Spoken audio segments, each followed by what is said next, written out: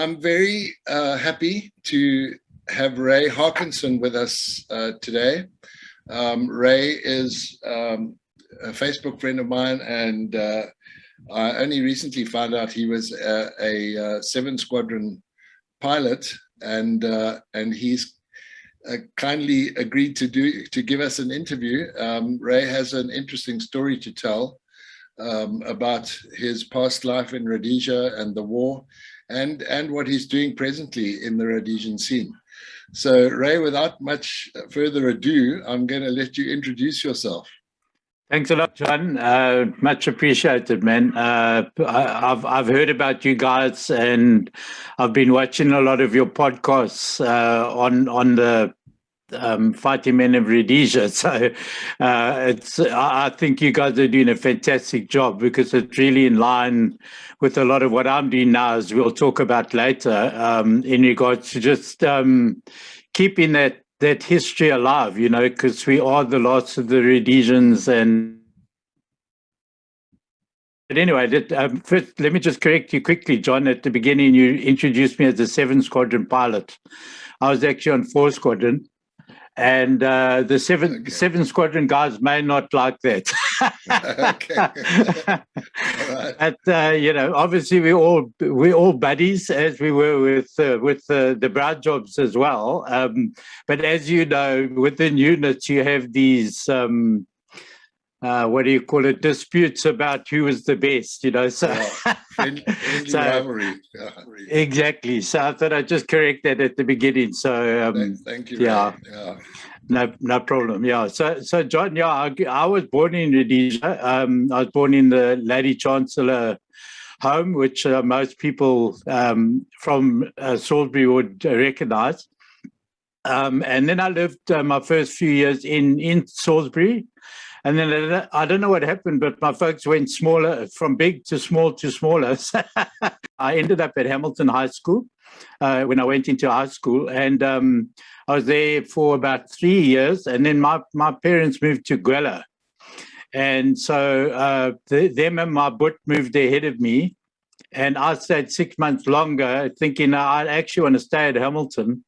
But then things didn't work out, so we all moved to Gwela. And so I ended up going to Chaplin High School. And the thing, it's an interesting thing, John, because you can't see me here, but I'm actually quite small in stature. So I used to play soccer when I was younger. I'm an absolute sports fanatic, so I played every sport under the sun. And when I moved to Gwela, it was quite interesting, because my brother moved before me. And my brother, 2 years younger than me, but he's huge. He's today is about 6'2", and he weighs about 220 pounds. And he played 8th man for Rhodesia, so he had arrived before me, and then he told all his mates that his big brother's arriving. and I arrived there, and I thought, who are you? It's like... Anyway, so my rugby actually took me a long way, because very quickly I slotted in at Chaplin, and I started playing in the first team, and I absolutely loved my high school years, so there was a lot of tradition at Chaplin in particular. I think that Ian Smith used to go to Chaplin. And so he was the head boy, and he was captain cricket, captain rugby, all of that kind of stuff in his last year of school, which was 1937, I think. And then I kind of followed suit. I mean, I don't want to sound like I'm blowing my own trumpet, but this kind of happened naturally. I hadn't been in the school long, and I played in the first team pretty much from the beginning. And then the next year again, I was vice captain. And then the year after that, 74, was probably a penultimate year for me at Chaplin, in that I became head boy. And that was the biggest surprise of my life, John, because, I was struggling with my second year of O-levels. So I was not academic at all, but, I loved people and I loved my sport, and there was obviously something that the headmaster of that time, Mr. Arliss, he must have seen something in me. But anyway, so, I was very privileged to be head boy of the school. And then it was only then that I realized, somebody said to me, "Do you realize you're doing the same as what Ian Smith did?" and I can't compare with that at all. But it's very true, because a lot of the things that I'd achieved were what he'd done many years before that. Thing as well is that in those last couple of years, that's where a lot of being Rhodesian, I think, was built into me. I'd grown up Rhodesian. I'd grown up like everybody else. We had a wonderful life that we could just literally get on our bikes and go and ride to hillside dams, or go and play rugby or cricket in our backyards. And we had a very free and easy life. But I wasn't that aware of what was happening in our country until those last couple of years, and even the war, we knew the war was there, but somehow it hadn't really touched me yet, and then when somebody said that, then suddenly I had an interest in Ian Smith. And so that kind of got me on a road to finding out more about what is my country actually about, because I think all of us just thought, well, that was our normal. When I talked to friends from overseas later in life and said, well, this is how we grew up, they kind of look at me like, you either lied or it couldn't have been like that. Your memory is not. So you know what I mean, John. I think we had an extraordinary life that was very unique. So because of my sport, all I ever wanted to do is go back and go to TTC and become a phys ed instructor, a phys ed teacher, so right through my schooling, that's all I was going to do. Then we played cricket against the Air Force one day. And John, got to understand, the main training base, Thornhill, was literally a couple of k's from my school. And these aircraft used to fly over every single day. Look up at an aeroplane and think, okay, I'd like to join the Air Force. I just had a ball in my focus. That's all I was going to do. And then there was a guy by the name of Ken Burmester, who was the captain of the Air Force team, and I was captain of the chaplain side. And he pulled me over to the side, and they obviously done their homework on me, John, because he said to me, look, let me tell you, if you join the Air Force, number one, you're going to get paid 95 Zim dollars a month. So suddenly, for an out of pocket, my folks weren't that wealthy, so that sounds good. Air Force, you can play as much sport as you like. And then he said, and thirdly, girls love guys in blue uniforms. So that was it, John. I was done. So from being, you're thinking of TTC, that went out the window. And I applied to join the Air Force as a pilot, and honestly, John, I did not give myself much hope of that, because I didn't have the O-levels required. I was in my last year's school, and academics still wasn't a big deal for me, even in that last year. I loved my last year at the back. It was anyway. So to cut a long story short, I did apply, and Kim Burmester was right with all three of those things. I did. It's quite a strenuous application process, as I'm sure to join as a pilot in the Air Force. We had a lot of interviews we had to go through. We were sent down to Pretoria to go and do all the physical, to check that you don't get airsick, your eyes, and we did all of that. And then we had the psychological test as well, which was probably the most demanding of all of them for me. Everything else was fine. And so in 1975, February, I went to New Serum and met up with 17 other guys that I'd never met in my life before, most of them straight out of school like me, and met them on this hard standing at New Serum. And that was the beginning of my Air Force journey, and all 17 of these guys, how we can judge that I first looked at, and I was really fit because I played rugby. I'd had my hair cut, all my mates are giving me a hard time about my hair at the moment. But at that time, I had it cut short, prepared for the Air Force. I was really strong. And I looked at some of the guys around me, and I said, geez, these guys haven't got a hope to make it in the Air Force.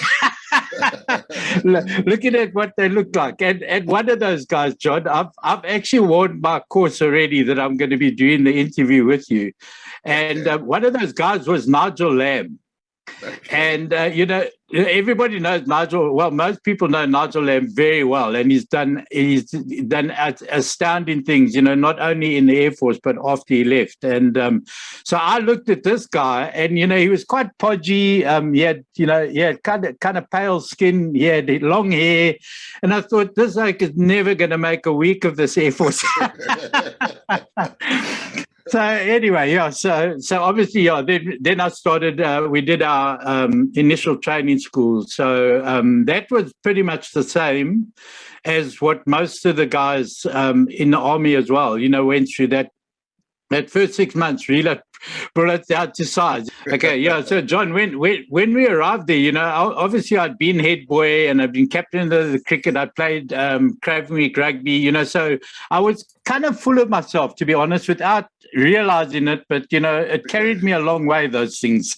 And then I joined these guys, and next minute I realized, no, we actually are the lowest of the low.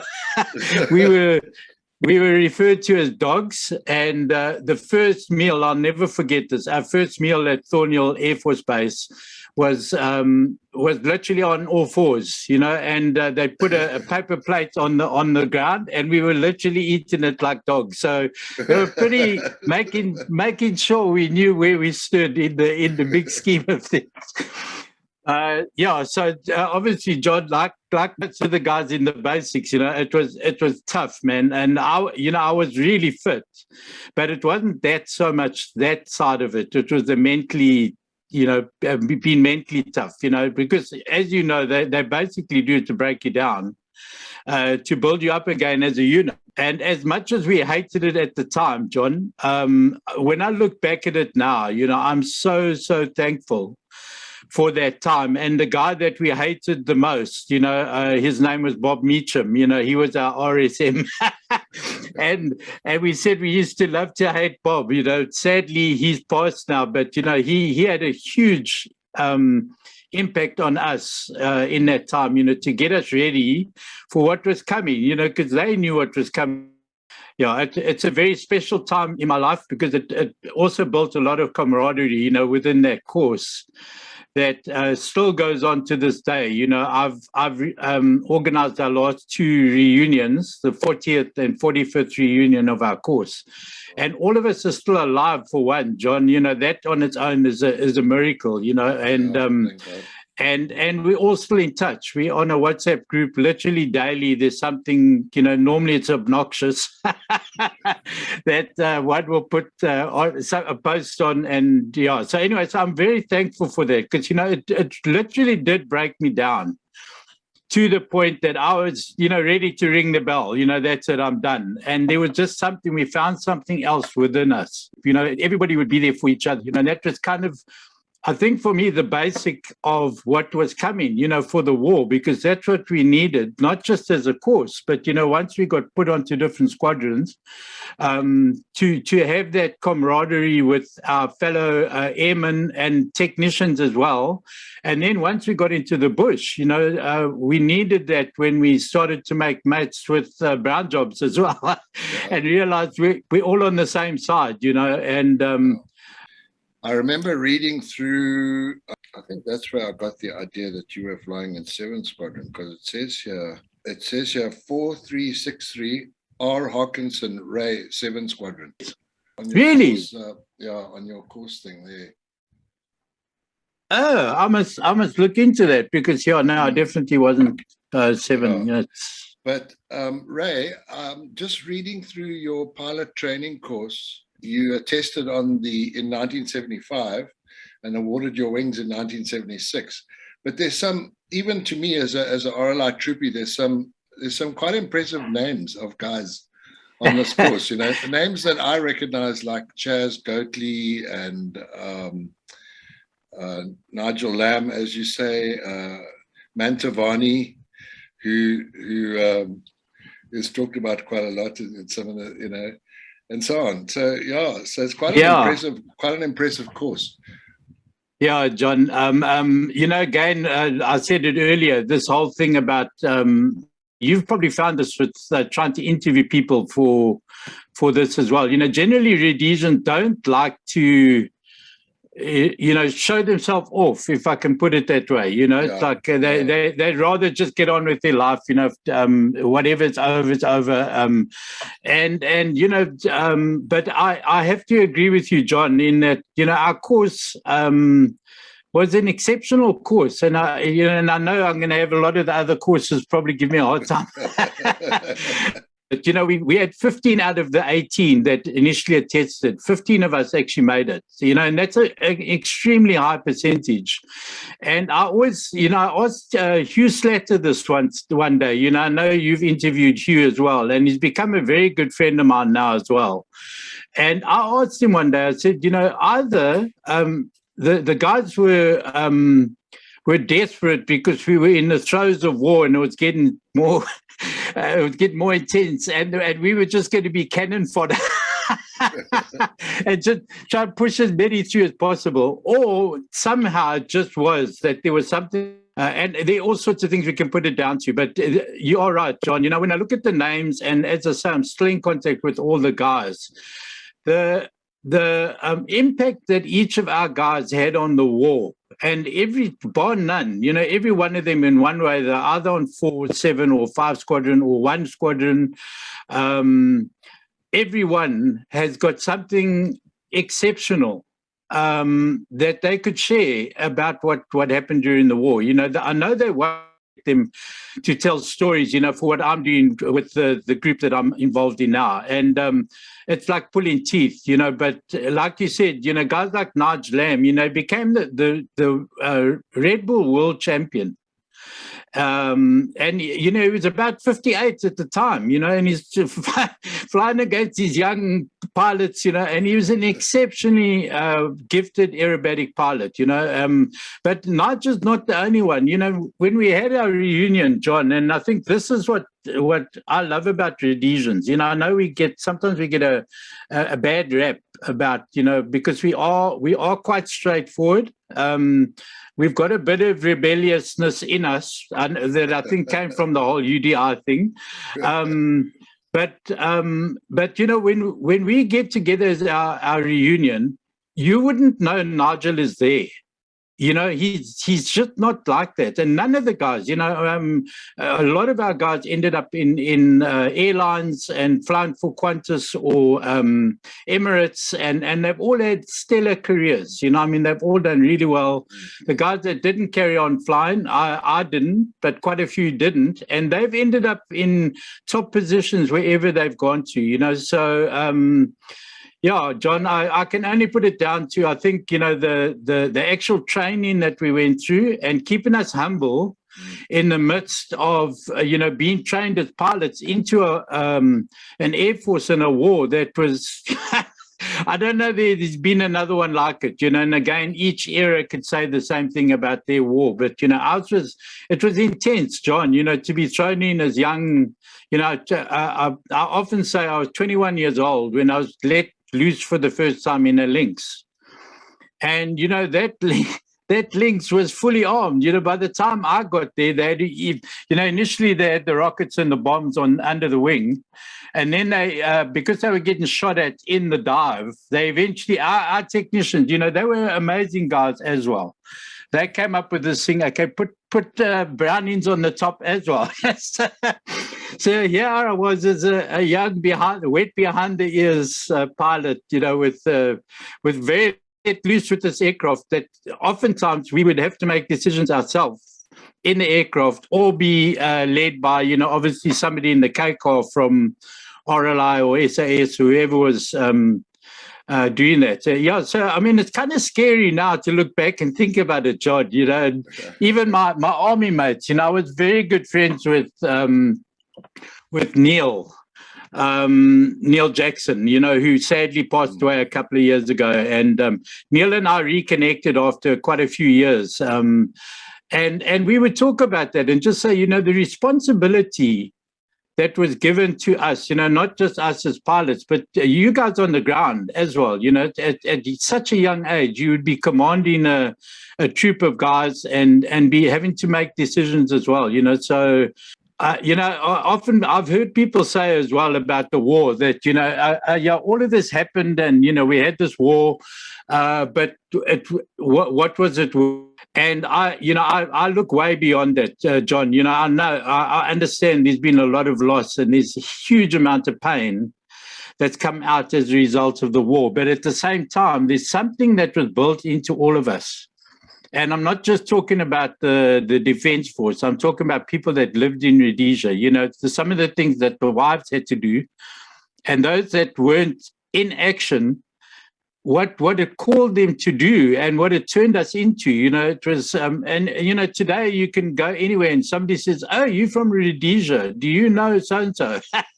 and 9 times out of 10, John, we will know them. It's like, it's amazing what it did, and I don't want to just harp on Nigel. I think it really is. I'm very privileged, of course, and we got to know each other incredibly well. We were the first course as well, John, that because we were running out of jets, so they decided, okay, they would ask the South Africans if we could go and be trained on the Impalas. And at that time, it was completely illegal to do that. The South Africans had an agreement with the Italians that the aircraft they were producing could not be used to train any other air force.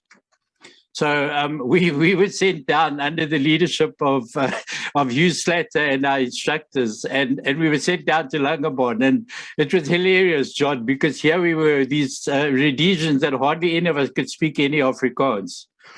And we arrived on this base, and we were called Charlie Flight.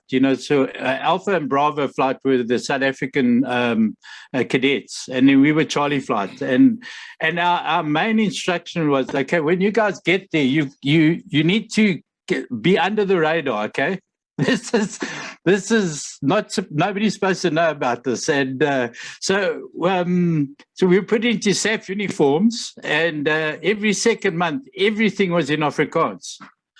And so even the correspondence on the radio, with the air traffic control and everything was Afrikaans.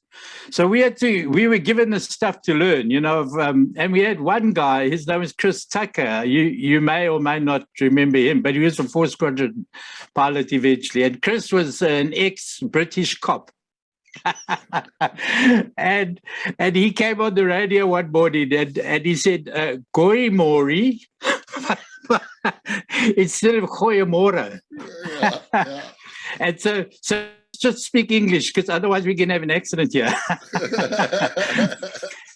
And John, within a month of being there, we'd already, our first pass, we were allowed off the base. We went, at that time, Langebaan was nothing. There was like a little pub and a little bed and breakfast. And we went to the pub that night, and, we had a few too many. And we relieved the pub owner of a massive bottle of whiskey that had been standing at the front door, and we took it back with us to the base.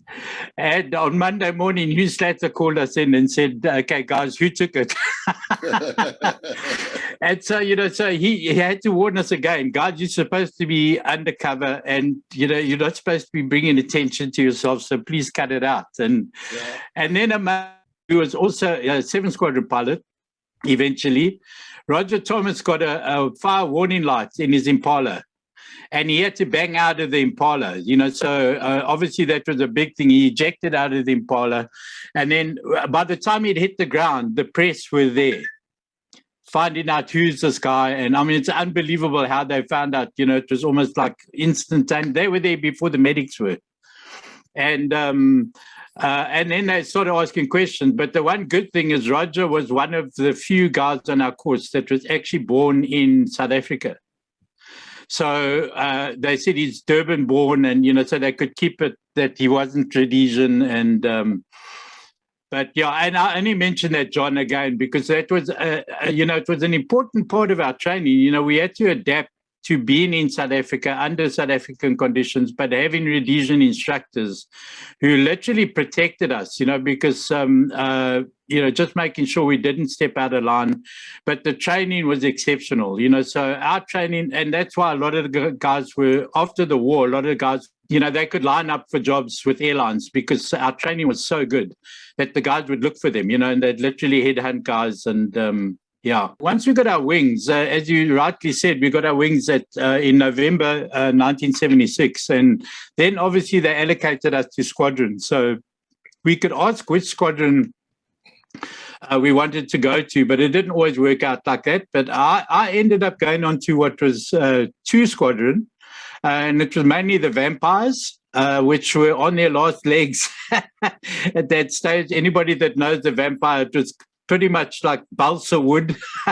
And it was called the Whistler because it had a very high-pitched whistling sound, but a beautiful aeroplane to instrumentation. It looks like from World War II, it's like it's really ancient. And that smell, I can still smell it, when we get into the aircraft, the smell of the leather and the fuel. And so it was a beautiful aeroplane to train on. And we did our weapons training on there. And part of our training as well was to do formation flying. And I ended up one day that I was in a T11, which is the trainer. So I had an instructor with me. His name was Dave Borhill. And Nigel Lamb was in an FB9, which is a single-seater. And the FB9 does not have an ejector seat. So if you get a fire warning light on that thing, you've either got to be high level, and then you literally have to turn it upside down and literally fall out of the airplane. And a lot of guys that have done that in the past, they've either broken their backs or their legs or on the tailplane. So, it's like, well, if you're going to get out, you've got to get out. And that's the only way out. Or if you're low level, then you literally have to stay with the airplane. Even if there's a fire warning light, you switch the engine off, then you've got to find a field and land. And so that's what, with Nigel, that's what happened. He was in the single seater and he got and the instructor was trying to tell him, what he should be doing from my aircraft. But the problem is by then Nigel had already thrown the canopy off, he ejected the canopy. So there was a lot of wind and a lot of noise and he couldn't hear very well. And we were Dave was trying to direct him to a field. And he really couldn't hear us that well, and he'd already undone his straps to jump out. So he had to kind of tighten them again. And to cut a long story short, we watched him trying to find a field and trying to land in this field. And John, it was like being in a movie, watching the movie. So I field he was going into, and I thought there's no way he's going to be able to survive this thing. And he crash landed into this field, and literally the trees almost took his wings off, and the instrument panel, when they eventually found the aircraft, so he hit the ground and it was literally noise and smoke and dust and I thought, and then it went eerily silent, and I thought, that's it, Nigel's gone. Literally, I thought there's no way he's going to. Next minute, we saw this pink bone dome come flying out of the airplane. And, we all had to wear pink at that day because we were still under training at that time. And next minute, we saw this figure running from the aircraft, and it was Nigel, And when they eventually got to the aircraft, the instrument panel, John, had literally been pushed right into the seat, the back seat. And they do not know to this day how he got out of there. It was just, it's for me, it's a miracle, that he survived that. And then we see what happened to Nigel after that. He went on to 7 Squadron. He got decorated along with, quite a few of our other guys. He also, did exceptionally well in the war. And then after that, as a natural aerobatic pilot, he went on to, get a lot of accolades. And as I say, the Red Bull Air Race, and he's still involved in some way, with that. So, I think for me, John, it brought me to the point again, in a way, indoctrinated. We had songs like Rhodesians Never Die, and, we were all rah-rah, and, everything about our training was, we are the best, and I like to believe we were, but at the same time, I think we kind of had to sing the sense of being indestructible. And until those kind of things happened, so that happened to Nigel, and I thought, oh my goodness, that can happen to anyone. If it can happen to Nigel, it can happen to any of us. And then, when I went into the bush, guys that I knew very well, either on my course, or guys that we knew because, we were a small group of pilots together, started to have prangs, and two links. One was Rob Griffiths, who you may know about, where he crashed a Lynx, and he was very, very, very badly burnt, John, to the point, he had bandages from head to toe. And the first time I saw him, I thought, there's no way Rob's going to make it either. And he was also told that he'll never fly again. And the medics in the Air Force said to him, just settle yourself with it and find a desk job. Within a year, John, Rob was back flying with all of those burning, he'd been through so many operations, all the results of the burns. And within, I think, 18 months, Rob would probably correct me with that, he was back operational again. And to this day, he's in Canada, in St. John's on the east coast of Canada, and he's flying these massive Russian helicopters, hundreds of miles offshore. And so here's another guy, that had this incredible prang. And John Kidson's another one with Major Robinson. You may have heard about that story somewhere along the way, where John at night crashed his Lynx into a hillside. And those kind of things happen, John, because we were really young and inexperienced, and they were bound to happen. But fly with anybody under the rank of squadron leader. But my point in all of that is that we all faced unbelievable things that most people would find hard to believe, that weren't there as young people, and we had to kind of make these decisions, and yet we survived, John. I know many didn't, and my prayers and my thoughts are always with those comrades that we had, Air Force, Army, police, right across INTAF. We've lost many people. The language that's going around in the world today about what's right and what's wrong and what's honorable, probably one of the worst things for me is hearing a politician in South Africa being called "You're honorable." When I think of what my understanding of honorable is, so anyway, so I'm just saying all of that just to say, we faced incredible stuff at a very young age and had to make very big decisions very quickly, and I do believe it held us in good stead, for what was coming for our lives later on. I went, as I said to you, in a completely different direction after the war was over. I moved to South Africa, and I got involved in something completely away from military and things like that. But I realized, even in doing what I was doing, what I'd learned as a young person in the war, and having to stand shoulder to shoulder with other guys, there was so much I learned about that I needed for the other project that I was involved in, John. So. Hectic times, eh? Apparently you married a pretty nurse and then were posted with Kokkie Binneke as your mentor.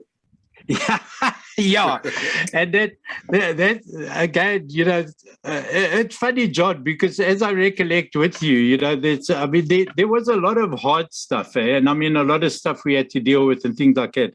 But in the midst of it all, just think of these stories, and that's why I'm so passionate about the thing of stories, is that there's so much fun and there's so much good stuff that happened with us, in that. And so I think we sometimes can throw the baby out with the bathwater, when somebody says, well, it wasn't worth anything, but for me it is, because I think there are things. So as I said, that if was a guy that challenged me on the cricket field that day, he was right, because about the thing of girls liking guys in blue uniforms. so actually, when Rob Griffiths had his praying, he was, after a period of time in hospital, he was allowed to go to Guello to go and attend a Wings Ball celebration. And so what happened is I was tasked to go and pick him up. And so when I got there was a nurse that was looking after Rob, and he had to have a nurse with him to go to the Wings Ball. So I got there to pick him up, and there was this nurse, and it was like I knew John. Just as I looked at it, I thought, no, this is the one. And I mean, she laughs about it because I wasn't dressed in my blues. I was dressed in that ugly green overall that we had to wear. But she says to this day it was my smile. It wasn't. Anyway, so I met her, and then we started dating long distance, because obviously I was in Guello and she was in Salisbury, and she was training as a nurse, So, but I think we both knew quite early on, John, that we were destined to be together, So we did get married and I was on 4 Squadron at the time. When I was posted to 4 Squadron, and my first bush trip was at, I think it was Matoka. And my first bush trip, you always got to have a senior pilot, that's experienced and been out there to kind of take you around and show you the ropes, So mine happened to be Cocky Beneke. and I only laugh about it because, Cocky was very well known. I don't think there was a brown job even that didn't know Cocky, because he was an exceptional pilot, but he was also very accomplished at recce in particular, and he got known for that, and there was he had a bit of an eye issue. That it's something to do with colors, and somehow because of that, he was able to see stuff that probably a lot of us can't see, So he became renowned for that, and obviously highly decorated because he was a great operator. So anyway, it just happened that Cocky was the guy that I ended up with, and the funny thing about it at that time, because of Cocky who he is, and he's got an appropriate name. Cocky. I know that. I don't think it's his proper name. I still don't know, actually, to be honest. But he was, he was very sure of himself, very confident, and very popular. So the truth is, when my wife heard that Cocky was going to be my mentor in the bush, she wasn't happy about it. It was very much, obviously from a military standpoint, I couldn't have asked for a better person to have as a mentor, So what aircraft were you flying in 4 Squadron, Ray? It was the Lynx, So by the time I got there, and obviously some people call it a push-pull. It was actually a Skymaster, 337. And the interesting history behind that, without going into too much, John, is that they actually flew these aircraft in Vietnam, the similar aircraft. It was called O2, but where they had them in Vietnam, they didn't really arm them. So they were more used for reconnaissance. And what they would do is they would fly low level along the rivers in the war. And then when they got shot at, then they'd call the big boys, the jets, to come and shoot at who shot at them. So we got them definitely through the back door. There was a lot of sanction busting going on at that time, and we got them through the back door. And when we got them, our technicians and armorers took one look at these things and said, no, we can do something with this. And as I say, they turned it into a formidable weapons platform. And as I say, it was, I'll be honest, John, it was pretty scary, at my age to be sent out into I had a guy like Cocky, thankfully, to show me the ropes. But at the same time, it was almost like when we did our training, on the Provost and then the Impala, that time would come where the instructor gets out of the aircraft and says, okay, you're on your own, and you go on your first solo. And you're all wanting that, but at the same time, you are scared like, well, I was, I don't know, maybe Nigel wasn't, but anyway, yeah. So the first time I had to go out on my own without cocky in the bush, and actually fire weapons, because now you realize you're actually now firing these weapons at people, not just at targets at Katanga range. It was pretty hairy, and we didn't always get it right, but so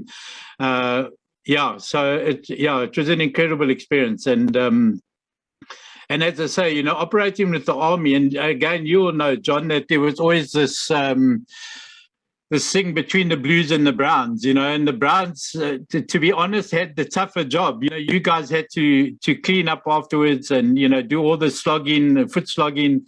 And I'd always have my army mates, so now you guys, you Blues are just, you just go and throw your weapons and then you fly back to base and get into your G while we do all the mopping up, So I've always had huge respect for the guys on the ground, and obviously we needed both. I think it's something that was very apparent, and I've had so many brown job friends, say we're so thankful for you guys to get us out of some, very tricky situations, especially cross border and that kind of thing. Yeah, so that working together, and at the time, I think obviously, when we think of, and they got back to Salisbury, invariably there'd be fights in the bars between the different units, which was, I think, guys just letting off steam, but when we got out into the bush, man, it was like we were all shoulder to shoulder, back to back, and I really appreciated that. It was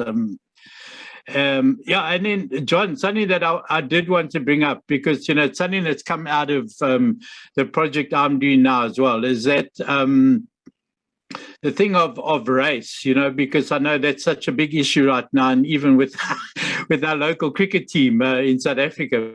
The thing of realizing for me was the fact that, I didn't even think about race, to be honest. I mean, in our defense force, we had more blacks than we had whites by a long shot in our defense force. And I think where it hit home for me was flying the links. One day I got called out to a Kazakh, and it was just south of Bulawayo. So I arrived on scene, and I can't remember if it was an RAL guy or if it was an INTAF guy.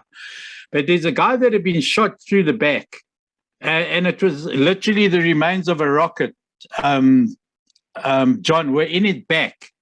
And, it's like, again, when I tell these stories to people that weren't there, they kind of don't want to believe you, but this guy had this rocket still embedded in his back. And the medic put him on board and said, look, he's probably not going to make it, but we're going to do what we can to get him back.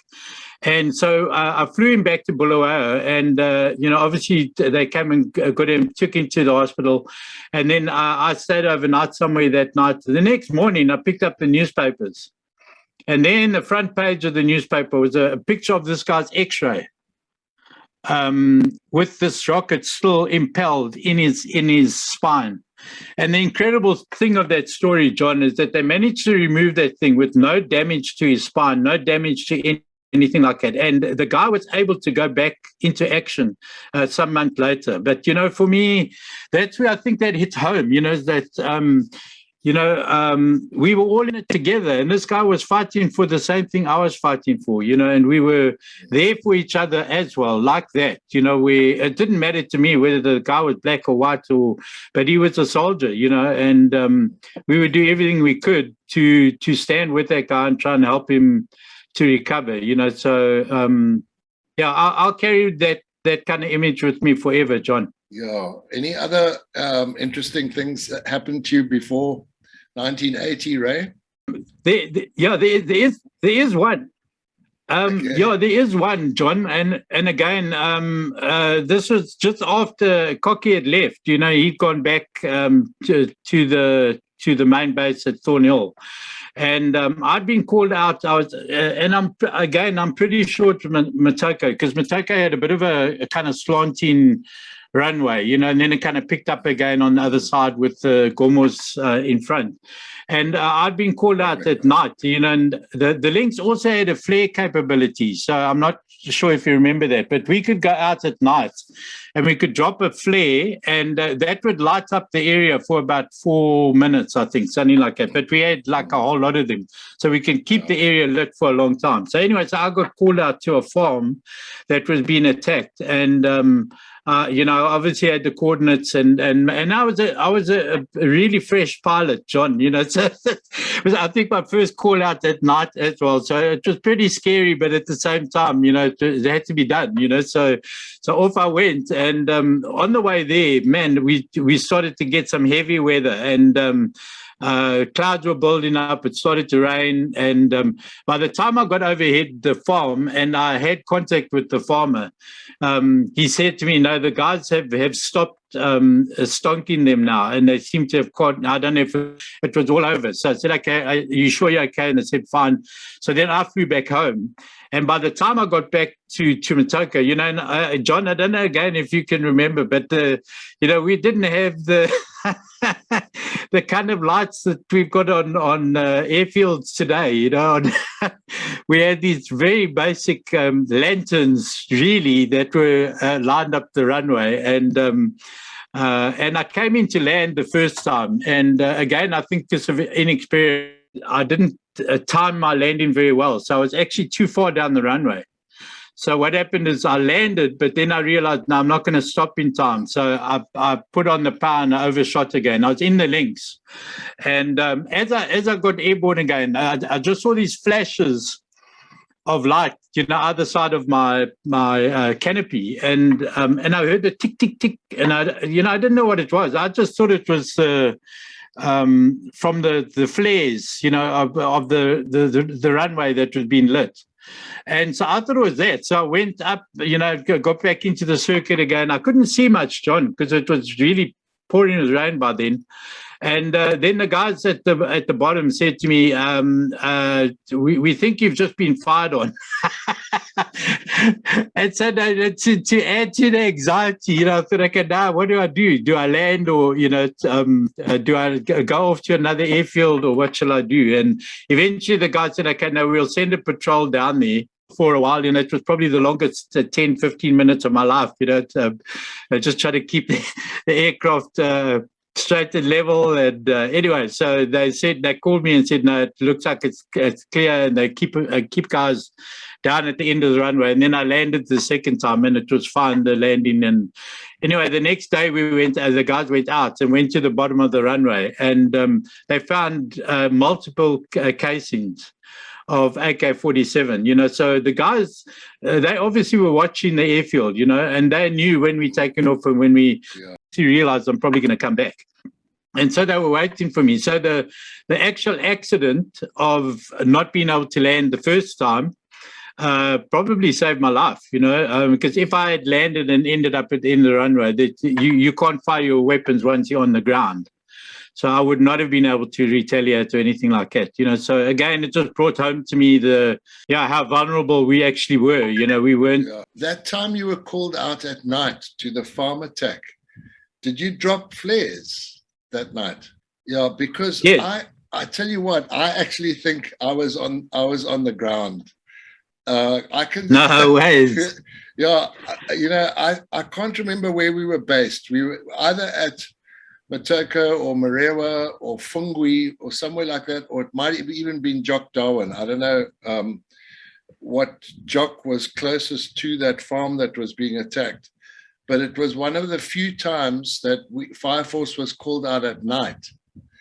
And I can remember being in the chopper, and we were flying very high, which was unusual because, in the daytime we always flew at sort of treetop height. And I can remember flying very high and a lot of tracer floating up towards us. And then when we landed at the farm, it started, it was basically, it was all over. It was like a lemon. And there were these huge flares being dropped. and they lit the place up like daylight, for a long time. They were like parachute flares, big lump of magnesium, and then I can remember. It started. It sort of Guti started moving in and drizzle, and it started drizzling, and then apparently the attackers had gone into the compound, and we decided to ambush the entrance or exit to the compound. And I found myself with my MAG sitting on a log. I just had a T-shirt on and I was freezing. I was wet. But Major Doug Lambert was sitting next to me. And he kept on saying, "Switch on, Van. Are you awake? Switch on, Van." So I couldn't sleep or anything. I had to sit awake the whole bloody night. And the next morning, the Guti was still there. And the choppers couldn't come and fetch us until the Guti burnt off at about 11 o'clock in the morning. And I just wonder, I got like goosebumps when you mentioned that farm attack, because I just wonder if I wasn't on the ground while you were up in the air dropping flares, Yeah, John, it's actually been amazing because, different. And obviously, I think idealistically, we would like to say, man, I was there, it's almost like, it's a romantic thing kind of thing. But the incredible thing, John, that incident I told you about with the soldier that I got back to Bulawayo, in only years later, I'm talking about like now, 35 years later, the guy that was on the ground that treated that guy and put him on my airplane, he was a good mate of mine from school. And we only found out later, he reminded me, he said, I was there when we put that guy onto your aircraft, and he was a schoolmate of mine, so it's very likely, because it was hectic times. I was flying 90 hours a month in those days, and it was just like, we were in the bush more than we were home. And so there was a lot of incidents, so it's not unlikely at all, that there were times like that where, we actually knew the guys. I didn't know you personally, you didn't know me, but, years later we found out, okay, we were probably at the same place, and especially like with a lot of the cross-border operations, those obviously became more and more apparent later on in the war. And a lot of those, when you say I was there at that one, the army were at those as well, because there were such big operations, so it was very likely that you'd meet up with guys that were there, Ray, and then in 1980, what happened then? There was an integration.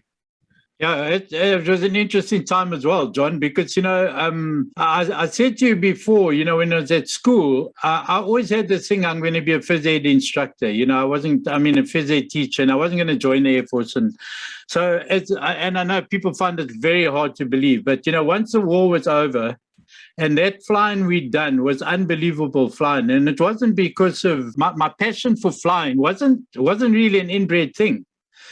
So what I'm saying is, right through school, I was going to be phys ed, and when I joined the Air Force, as I say, that recruiter was right, because I ended up playing a lot of sport once I joined the Air Force. I was on Thornhill Base, and we could knock off at 1 o'clock when we were at home, and then we played sport all afternoon, so so our sport was always a priority for me. So what happened is when the war was over in 1980, the Lynxes were basically being used to courier new politicians around the country.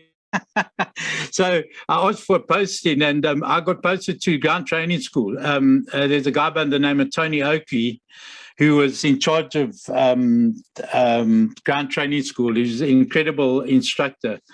And I became his 2 ICs. So the first integrated course that came into the Air Force, and when I mean integrated, it was the first blacks that had been included with us whiteys to train as pilots. And there was a quote, I can't remember exactly. I'm quite close friends with a couple of the guys that were on that course, and I was like their course commander. To this day, there are a couple of them are, still in contact with, and I can't remember exactly, but I think it was something like 6 and 6. 12 of them. I may be wrong on the numbers, but it was kind of half. And basically they said, okay, this is the new training course, and of the 6 that were not white, at least 4 must get through. So, and they'd been trained. All 6 of these guys had been trained in Eastern Europe, so they had flying hours. They had about 200 and something hours each. And they had to do the ground training school like we did, when we were the dogs, so they had to go through all of that. And we had trouble from the start because some of these guys kind of felt they don't have to do that now because they're already pilots, so they don't have to do all that. So it did cause a few problems. Eventually, they were convinced that they do have to do it. And so they did go through it. But then when it came to the flying stage, a lot of the instructors would say, well, these guys, it was better to have guys that didn't have any hours than having the guys that had supposedly trained in Eastern Europe, and I think a lot of guys aged. A lot of the instructors aged. And anyway, to cut a long story short, some of them did actually get their wings and get commission. One of the guys that actually ended up, quite a high-ranking officer. But then something happened with him as well that he kind of fell off the wagon. I don't know exactly what it was. I just remember a story about him. But anyway, so it really was interesting being part of that course. But as far as I could see, John, it was quite interesting within the course itself.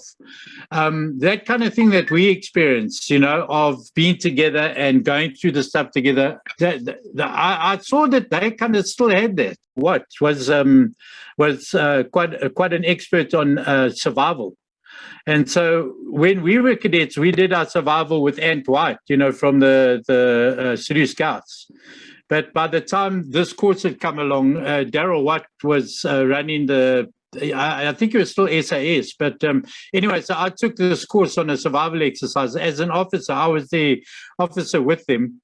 And they went through the survival exercise as well, and that survival exercise was when we did it, so the standards hadn't dropped, Daryl was still, he was tough. And the guys had to do the same thing, eat the same lovely stuff, that we had to eat, the raw impala liver and the green guts of the impala. And but it was a very interesting thing, to be part of that. And because I was so sports orientated as well, I looked after all of their physical activities on the course, and I really enjoyed that. They all started playing soccer or rugby, and I'm definitely a fly by the seat of your pants kind of person, so I would never have survived in corporate. So I've done all sorts of things since then. But as I got older, I would sometimes think back and just think, how would my life have been different if I had not listened to that Air Force officer that day on the cricket field, and I'd followed and gone into TTC, and because I think I would have loved that as well, so because I still today, I'm not as active, but I'm still strong. I still enjoy exercise, now, which people say isn't a sport, but but I get a lot of enjoyment out of it. I'm still, very competitive within myself. I'm not really competitive outside of that. But I've got a son who's 42 as well, and we play a lot of golf together. And neither of us give each other an inch. So So I just think my life would have been very different. But you can never go there because I would never have met my wife. I would never have met the comrades that I've got to this day, so I don't regret for 1 minute. But it's just one of those things that you think, because Ian Robertson, if it's the same Ian Robertson we're talking about, the one that played rugby for Rhodesia, he was my hero. So because I managed to, and then when I was in the Air Force, and then I made the Rhodesia B-side. My butt, who I mentioned earlier, he was smaller than me, but he played 8th man for Rhodesia, and he played in that good side, when Ian Robertson, Bucky Buchanan, Leroy Duberly, Ross Robertson, they had Brian Murphy, they had an incredible team, that was competitive at Currie Cup level. It's one of those things I just think, it could have been different, but, it's no good even going there because it's not what happened. So I was saying you left Zim in 1981 after independence, and then you got a job as a salesman and started playing club rugby. Yeah. Again, this is one of the times in my life again, John. You know, the life is a series of achieving and then being brought down to size, and then achieving and being well, mine has been, you know. So from being this Air Force pilot, you know, that had flown in the war, and I got the MFC operations, you know, so I kind of had this awe about me, you know, myself, you know, of what I'd achieved. And I played rugby for the country, and, you know, so I kind of highly valued who I was. And then I moved to South Africa. And one of the things was, the last thing you're going to do is join the Air Force. Because, you know, she didn't want what she'd just gone through the last 7 years. You know, 6 years. We'd been married 6 years when the war was on, and she hardly saw me. And we had 2 kids by then, and I hardly saw them, you know. So I literally was an absent dad, you know, so and an absent husband. So she kind of said to me, no, you're not going to do this again for South Africa. And I don't think, to be honest, I had the passion to do it either. You know, there was something about fighting for our own country, you know, that was different for me. So anyway, so then I thought, well, what do I do? You know, and quite a few of the guys had contacts with guys that were starting things up. But again, probably because of my, you know, I kind of try and work things out on my own. And so I just moved to East London. My parents moved at the same time, and my brother made a decision as well. He was farming up in Zim, and he decided to move, and we all moved to East London. And so when I went down to look for a job, I bumped into a guy in a pub, and he asked me if I played rugby, and I said, yeah, I play a bit, you know. And so he said, okay, well, if you come and play for our club, I'll get you a job. So my first job in South Africa was selling, you're going to laugh, John, it was selling Tiger Oats and Black Cat peanut butter and Induna Millie Meal. Yeah, so at the age, I think I was about 27, 28 then. And so I was starting like all over again. And I know a lot of guys have done this, you know, and you either adapt or die, you know. So that's what I did. I just started that. And I played rugby for a club called Buffaloes. And very quickly I became a vice captain of that team. And then I made the border side as well, you know. So I played, then it was called the Sport Pinot Trophy. So it was like the B section of the Currie Cup. So so my rugby carried me a long way, you know. And I think just again, John, my personality, you know, I'm a great believer in the thing of that we should be like the best person or former person we can be of ourselves is to be who we are, you know. So I recognize my weaknesses, and I just don't go there, you know. So I try and steer clear of my weaknesses, and I try and work on my strengths. And my strength was I love people. Yeah. You know, I really did. So I thought, well, sales will be good because, you know, I have contact with people, and I tried to be an honorable person. You know, again, what was drummed into us when I was in Rhodesia, you know, from my dad to my headmaster to my senior Air Force officers to the Prime Minister. Every one of those guys had a huge impact on me on what is honorable, what is true, what is your word. So I've tried to live by that, you know, through my life, you know, and probably most of the openings that I've had in my life have been through that, you know, where people have recognized. I said to you, you know, when I was at school, I should not have got legally, John, I should never have been accepted into the Air Force. And what I mean by that is the minimum requirement to be a pilot in the Air Force, pilot trainee, was 5 O-levels. And I had 4. I never got more than 4. And to this day, I still ask. Now he eventually became Air Vice Marshal Slater. At our reunions, I would say to him, "So tell me, Hugh, how was it you guys accepted me? How did I get through all the?" And he just said, "No, Ray, we saw something in you, you know." So, and I'm not saying that, John, to try and blow myself up or anything like that. You know, it's just that I am a firm believer in that. You know, so and yeah, the selling went well. I loved my rugby. and all of that. But the truth is, John, and again, this is something a lot of people don't like to talk about, but I got very badly affected by, I don't know if it was PTSD, but I was very affected within 3 years, probably with the sense of loss. And what I mean by that is that, there was very much, and I didn't recognize it at the time, but there was very much a grieving that was taking place in my heart, about everything that I'd stood for, everything I believed in, everything that I fought for, everything I'd achieved. I kind of had that thing, well, it's gone. And leaving my country of birth, and, when I first came to South Africa, Zim wouldn't give me a passport anymore.